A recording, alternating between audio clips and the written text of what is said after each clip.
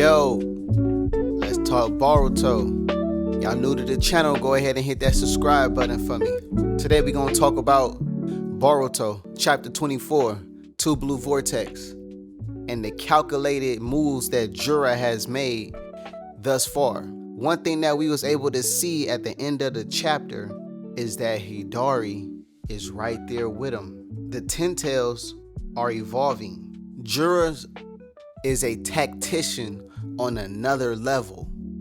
And it's crazy because he's super powerful already. So his whole attitude is already nonchalant. I can kill y'all whenever I want to. We could be done with this whenever I decide to. But that is also going to be his downfall, like we see with every villain that chooses to go this route. They toy with their food, they toy with their prey, and they just don't get them out of there. Now, Jura was able to confirm that Naruto is alive. Class Rep was able to see and confirm he's alive.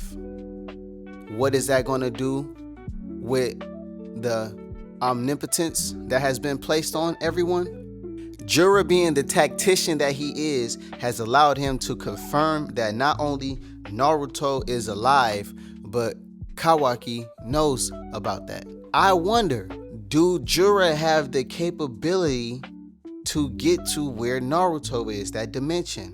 What would happen if Jura was to actually absorb Kawaki or Boruto? Not eat them and devour them per se, but use them as a vessel to become like an evolved version of himself, like Ten Tails Jinchuriki, for example. Now, I understand that's essentially what he is already. I'm just saying a power boost, an individual power boost for Jura. Would that only affect him if he decides to absorb him? I mean, there is two of them. He only need one, like how Madara absorbed the whole divine tree. I don't know. It's just food for thought. But anyway, Jura, being as calculated as he is, he has intentionally deferred just automatically going after them and killing them and devouring them. He's on the quest. He's evolving. He's learning. And this is dangerous, not only for everyone that he faces, but this is ultimately also dangerous for him. It's giving everyone else around him that's going to click up against him time to actually be able to galvanize their forces, gain combat power, come up with different strategies to actually fight him, which is ultimately going to be his downfall. He's playing with his food. Now, what we also learn is that Hidari is also learning. Hidari is also reading books. Hidari is also asking questions and evolving. Why is she able to do the Chidori, but I can't do it with 100% accuracy how she was able to do it? Oh, you know what? I think it's the Sharingan. They don't know, but they have problem-solving skills and are able to deduce different things, and they're able to question and go through the trial and the errors to figure out if they're right, testing their hypothesis, if you will. Right? So it's dangerous on one hand for everyone that they're going to go up against, because that means that there are going to be a calculated force. And in Naruto, we see the Ten Tails is just an absurd amount of power with no accuracy. It needed Madara, it needed Obito to actually wield their power and turn them into a mega force instead of just brute strength. It's the difference between Broly just running on a rampage versus Goku and Vegeta, who understands everything that they're doing and is calculated. It's not just rage. It's not just instinct. These are trained professional fighters and are making calculated decisions. It is a night and day comparison, night and day difference. You know, when you're calculated, you're going to throw jabs, you're going to throw feints, you're going to bait your opponent, you're going to shoot at the ground and make them jump into the air and expose their vulnerability, expose their weaknesses. You know what I mean? You're going to target their loved ones. You're going to do different things that's going to give you the tactical advantage to win versus just having power and you don't know how to use it. This is what we see Jura doing. He is absorbing his surroundings. He's new to this world, but he's like a baby, right? And he's learning everything. He's reading up on them. He literally had about, okay, this is where you're at, Boruto. This is where you're at, Kawaki. Hold on. Whoa. Let me compare my notes. You're stronger than I originally estimated you. You know what I'm saying? Oh, I thought that you only loved this one thing over here. You know what I'm saying? Like, he has a understanding and he's evolved. It's dangerous, bro. It's dangerous. Hey, can we talk about how Jura had the nerve to really sit down? He is not taking neither one of them serious. He said, I just want to talk. I just want to talk. You know what I'm saying? I just want to talk. What is this love thing that is driving y'all? Because on one hand, y'all are falling in love, and because you love someone, you will make stupid decisions. Because you love someone, you will make the worst decision possible for your own well-being. But on the flip side, that same love is actually giving you another level of power. For Kawaki, for example, he chooses to actually lower his defensive capabilities in order to put it in offense, right? You only got so many sliders. You only got so many sliders. You gonna boost this, you're gonna sacrifice in another area. And he's choosing not only to sacrifice his defense, but his recovery ability, being able to regenerate his cells, which is a crazy risk to take going up against Jura. Not even just Jura, but Hidari. These people powers have yet to be fully discovered. They're not even fighting at full capacity. None of them. We haven't seen the extent of none of their powers yet. The battles haven't drawn on long enough for us to come to that conclusion to say that we've seen everything. Even with Ryu, every single one of the evolved Ten-Tails that have sustained any level of significant damage has come to them because they are taking their opponents lightly, but also because they're learning. And I think that that's what happens when people are able to regenerate. They know they're able to regenerate any significant damage that they're going to take. So they're more risky, right? And that was kind of the purpose with the reanimation jutsu originally, right? Knowing that any damage that you really take, if you blow yourself up, is going to kill your opponent because they're human, but you're just going to be able to reanimate again, right? So you're able to take more risk, and them being connected to the divine tree, they have that luxury. But Kawaki is not allowing himself any level of that significantly. We don't know if his regenerative powers are at 0 now and his defensive abilities are closer to 0 now, just so that he can max out the offense. That's what it seems, but we have yet to see him be in a defensive stance for real. He was on the offensive pretty much in this whole chapter, and he hasn't sustained any damage for us to say that he has 0 regenerative abilities now. But that is an interesting thing, and that's more so what Jura is asking. He's like, okay, love is making y'all do reckless things, but on the flip side, it's allowing y'all to have this significant power boost. So he's curious about this whole thing, right? So much so that he's like, I don't even want to fight you right now. I'm not here to fight you, right? I didn't even know you was gonna pop up, right? I came for Boruto. I came because I was able to sense him, but we here now. So let's talk. That's the type of time he on. That's the type of time that this whole interaction with Kawaki was, and he was able to learn. That is dangerous. Let's also talk about how Kashin Koji is a shrewd operator. He is calculated, and he is intentionally keeping Boruto out of the loop because he knows he would go off and do some reckless things like he just did by popping out when he wasn't supposed to, in order to prevent the worst possible future. But I think Boruto is approaching it like, bro, we here now.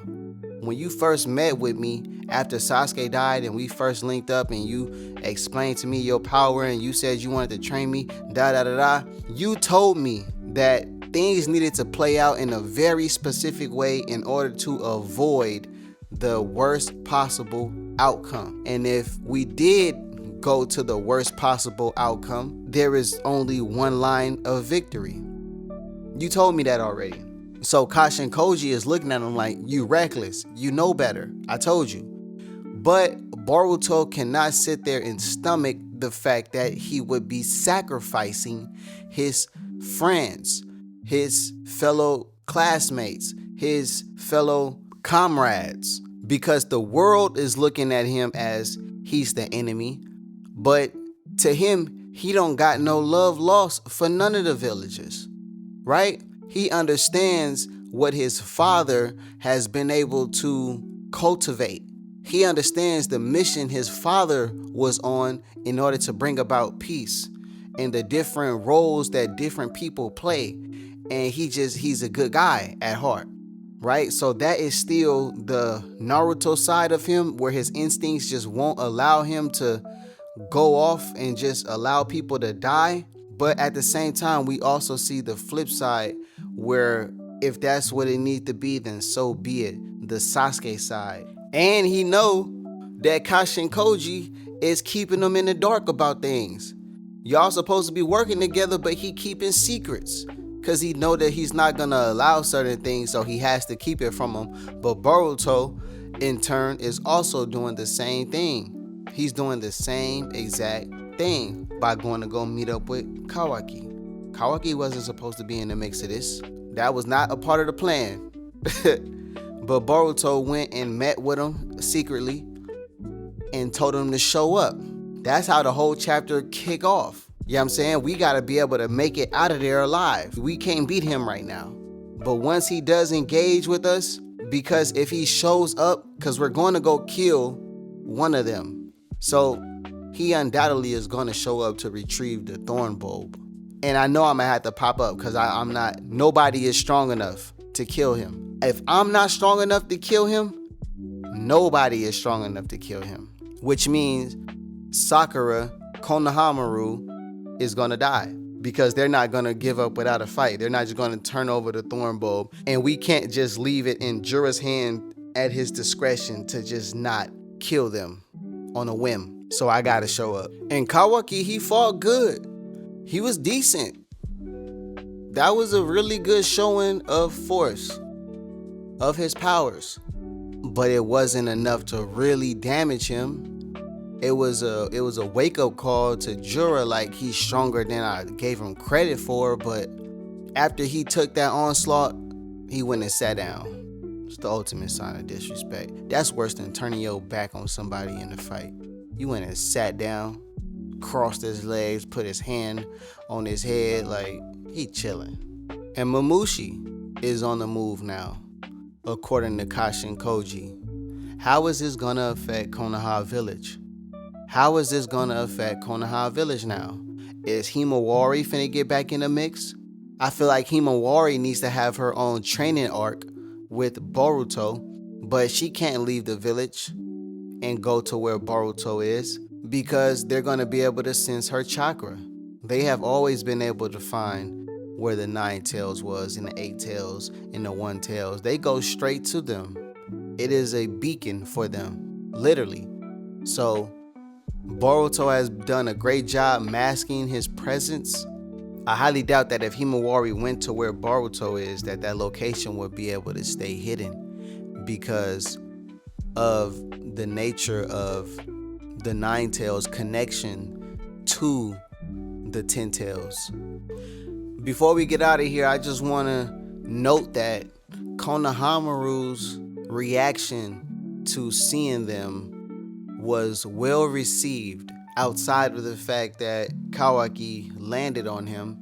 But the surprise, the camaraderie between them after he has saved him, I don't see the hatred in his eyes or in his conversation. I think he is starting to gain trust and put his guard down, and he's a lot more willing to work with him, because despite what he believes, I really think he sees he's not the enemy. I really think he's starting to see, okay, at the very least, we have to work together for the sake of the world, for the sake of the village. And you are actually fighting on our side. You've been an asset to us. You know, it started off shaky because we ain't seen you in years. So all of these harbored emotions and pent up energy that, you know, we've been waiting to unleash on you, it's just crazy that when you finally do pop up, not only are you not trying to hurt anyone else, which has never been your character outside of who we think that you've hurt, which was Naruto, you have been an asset to the village. Instead of taking advantage of the chaos and trying to use that to your advantage because we're in a weakened state, you have actually came to our defense, which I don't think is going unnoticed. I think the only people that would not acknowledge that at this point, when they get back and they relay that message to the rest of the village on what transpired on this mission, it would be the elders. Of course it'd be the elders. You know, the elders, they slow.